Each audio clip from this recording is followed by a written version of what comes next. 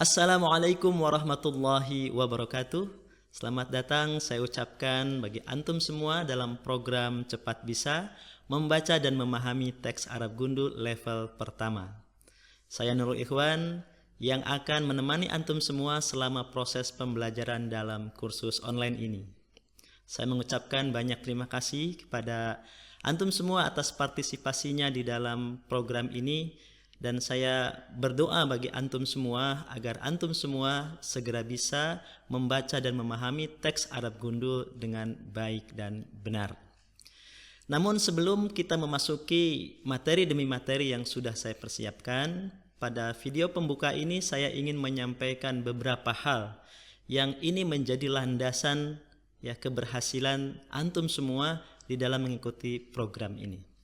Langsung saja saya akan tampilkan slide yang berisi 4 sebab gagal bisa membaca dan memahami teks Arab Gundul.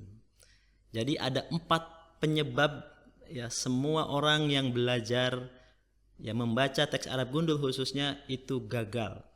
Ada yang sudah bertahun-tahun belajar, ada yang sudah berkali-kali ganti guru, ganti metode, tetapi tidak menghantarkan kepada keberhasilan.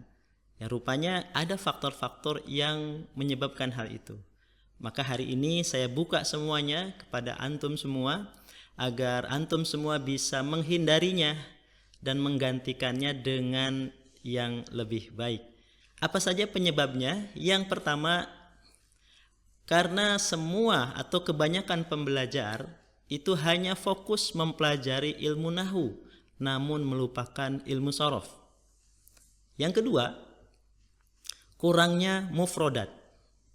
Yang ketiga, kurang praktik dan setoran kepada guru.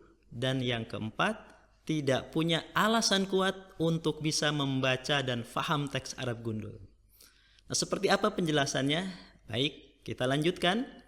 Yang pertama, alasan yang menyebabkan seseorang yang belajar khususnya mempelajari teks Arab Gundul itu karena mereka hanya fokus mempelajari ilmu nahwu namun melupakan ilmu shorof. Agar lebih paham saya berikan sebuah contoh. Di sini ada deretan huruf-huruf hijaiyah. Yang ini kalau kita hanya fokus menggunakan atau belajar ilmu nahwu saja, maka bisa saja membaca. Contoh misalkan di sini ada kata anna. Karena secara ilmu nahwu ini adalah inna dan kawan-kawan. Oke, benar. Lalu kemudian kalau ada kata setelah anna atau inna dan kawan-kawan, maka itu pasti isim. Jadi isim inna dibaca nasob. Nasob tandanya fathah, maka dikasih harokat fathah. Oke, benar. Lalu kemudian dia posisinya sebagai mudhof, maka kata setelahnya yang ada alif lamnya di belakangnya itu adalah mudhof ilaih. Kalau mudhof ilaih secara nahwu maka dibaca jar. Tanda jarnya pakai kasroh. Benar. Lalu kemudian setelahnya ada kata, ada huruf to, alif, ha, ro. Bagaimana bacanya? Ini berarti sebagai khobar dari ana atau khobar dari inna dan kawan-kawan. Maka karena khobar dibaca rofa. Rofanya katanya dhammah. Dibaca run. Benar. Lalu yang berikutnya ada wa. Wa ini adalah huruf athof, kata penghubung. Lalu yang terakhir di sini ada mim, to, ha, ro. Bagaimana cara bacanya? Ternyata secara ilmu nahwu dia itu lanjutan atau atof dari run yang sebelumnya, maka juga dibaca run. Oke. Ini adalah hasil dari menggunakan ilmu nahwu. Jadi kalau hanya fokus kepada ilmu nahwu, maka yang bisa dikasih harokat adalah hanya akhir katanya saja. Hanya bisa mengatakan anna, a, ri, run, wa, dan run. Padahal kalau kita lihat itu masih banyak harokat yang hilang. Maka disitulah kemudian pentingnya menggunakan dan memahami ilmu shorof. Maka dengan ilmu shorof ini bisa dikasih harokat. Yang pertama, dibacanya ma. Kenapa? Karena itu adalah isim jenis. yang sudah harus dihafal. Kemudian yang kedua yang ada alif lamnya, ini dibaca al-bahr. Al-bahr artinya laut. Ini juga isim jenis, harus sudah dihafal. Kemudian yang berikutnya dibaca apa nih? Tohi, toha, atau tuha? Nggak mungkin juga. Maka ternyata dibacanya tohir. Kok bisa kita tahu itu dibaca tohir? Karena secara ilmu shorof, kata tohir ini berasal dari kata toharo atau tohiro, ya, yathuru. Masuk ke dalam isim fa'il, wazan isim fa'il maksudnya, menjadi tohir. Maka jelas dibaca tohir. Nah, lalu yang terakhir ada mim, ada to, ada ha, ada ro. Bagaimana cara bacanya? Lagi-lagi dengan menggunakan ilmu shorof kita bisa tahu ternyata itu berasal dari kata toharo yutahhiru. Nah, di situ nampak kalau di isim fa'il menjadi mutahhir, kalau menjadi isim maf'ul menjadi mutahhar. Lantas mana yang benar? Apakah mutahhir, apakah mutahhar? Nah, disinilah kemudian kita harus bisa memilih di antara mutahhir dan mutahhar sesuai konteks yang dibutuhkan di dalam kalimat. Karena kalau kita lihat ya secara terjemahan ya di sini ada bahwa air laut itu adalah suci dan, nah dannya ini kan kalau kita baca mutahhar artinya suci atau disucikan. Kalau kita baca mutahhir maka artinya mensucikan. Sehingga dari sini kita bisa menentukan, oh ternyata konteks yang paling tepat itu adalah yang diartikan mensucikan. Karena mensucikan maka dibacanya mutahhir. Inilah kenapa kebanyakan orang yang mempelajari nahwu saja tapi melupakan shorof akan kesulitan membaca kitab gundul atau tulisan gundul secara benar. Ya, itu yang pertama. Maka teman-teman semua, ya, antum semua di pelajaran yang saya ampu ini kita akan belajar nahwu dan shorof secara beriringan. Itu yang pertama. Kemudian yang kedua, penyebab gagalnya seseorang ya mampu membaca dan memahami teks Arab gundul adalah karena kurangnya mufrodat. Kita lihat yang tadi.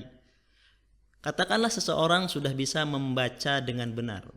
Ya, anna ma'al bahri tahirun wa mutahhirun. Mantap. Tetapi ketika dia tidak memiliki mufrodat alias kosakata untuk setiap kata-kata itu, maka faidah dari membacanya itu ya hampir tidak ada. Karena apa? Karena tanpa mufrodat seseorang hanya bisa baca tapi tidak akan bisa faham. Padahal yang dibaca itu ya bukan Al-Quran. Kalau Al-Quran ketika kita baca tanpa faham sekalipun, tanpa tidak tidak ngerti apa yang kita baca, insya Allah janjikan mendapatkan kebaikan. Setiap hurufnya bahkan dibalas dengan 10 kebaikan. Tetapi teks selain Al-Quran, bahkan hadis sekalipun, ketika kita bisa membaca dengan baik dan benar sesuai kaidah ya nahwu dan shorof, tapi kita tidak bisa memahami makna yang terkandung dari bacaan itu, ya apa gunanya? Apalagi kalau yang dibaca misalkan ya bukan Quran, bukan hadis, bahkan mungkin hanya bacaan di media sosial begitu. Kita bisa baca, tapi manfaatnya apa dari membaca itu? Maka yang kedua ini harus dicamkan oleh teman-teman ya bahwa kita belajar membaca itu untuk memahami. Jadi jangan berpikir bahwa membaca itu cukup dengan bisa membaca, tetapi harus dilanjutkan dengan yang lebih penting yaitu memahami apa yang dibaca. Itu yang kedua. Nah, maka kalau kita lihat ya di sini kita bisa artikan ya anna ma'al bahri tahirun wa mutahhirun, bahwa air laut itu adalah suci dan mensucikan. Jadi dengan membaca dan mengerti kita bisa faham dan kita bisa mendapatkan ilmunya. Kemudian yang ketiga, Penyebab kegagalan seorang yang belajar tidak berhasil terus gitu ya, gagal terus karena kurang praktik dan setoran kepada guru. Nah, makanya di kursus online yang saya ampu ini ada beberapa tugas yang nanti antum semua harus kerjakan ya. Ada latihan-latihan yang antum harus kerjakan, yang antum harus setoran. Karena apa? Tanpa praktik mustahil bisa lancar. Ini sangat alami sekali. Dalam pembelajaran apapun, praktik itu sangat penting. Katakanlah antum dulu ketika kecil tidak bisa naik sepeda. Lalu kemudian hanya belajar teori naik sepeda. Bagaimana cara keseimbang? Harus diteorikan semua. Antum hafal di luar kepala tapi tidak pernah praktek. Apakah antum akan mahir naik sepeda? Saya yakin tidak.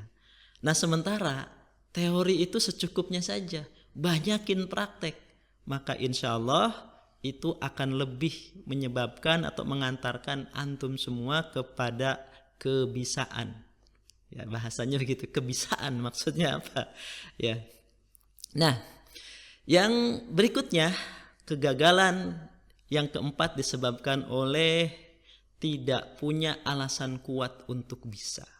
Saya sengaja letakkan penyebab kegagalan yang terakhir ini di 4 ya, karena ini adalah yang paling utama. Karena kalau seseorang tidak punya alasan kuat untuk meraih sesuatu, maka energi yang dikeluarkannya pun tidak akan maksimal. Berbeda ketika seseorang menginginkan sesuatu dengan kuat, maka hambatan apapun yang mungkin muncul di tengah perjuangannya, perjalanan belajarnya akan dia terabas. Karena ya berdasarkan pengalaman saya dan semua yang belajar bahasa Arab tentu akan mengalami pasang surut. Kadang-kadang lagi mudah memahami pelajaran, kadang-kadang sulit memahami pelajaran, kadang-kadang harus diulang beberapa kali baru paham, kadang-kadang juga harus menghafal kaidah ini, menghafal kaidah itu.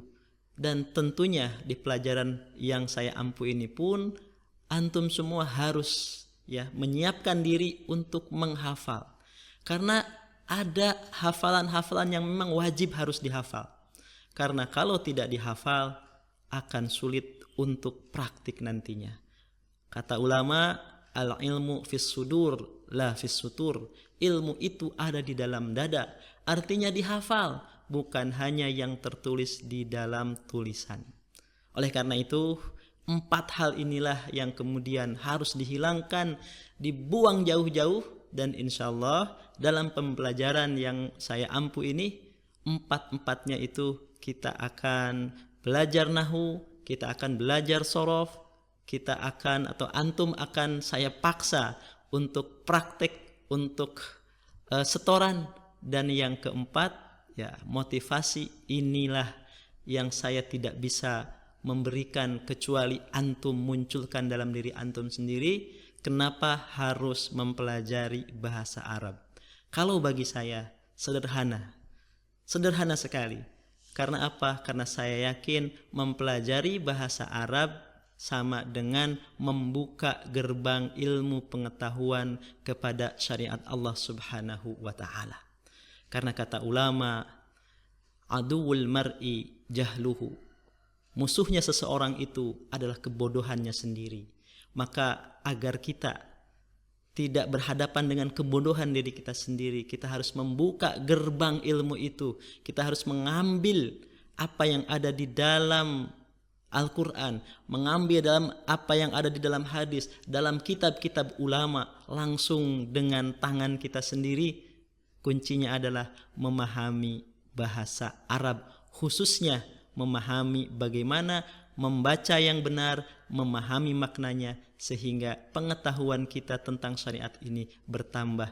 Sementara pengetahuan kita kepada syariat itu merupakan kewajiban yang paling besar dari Allah Subhanahu wa ta'ala. Karena bagaimana mungkin kita bisa mentaati Allah tanpa tahu mana perintah Allah, mana larangan Allah.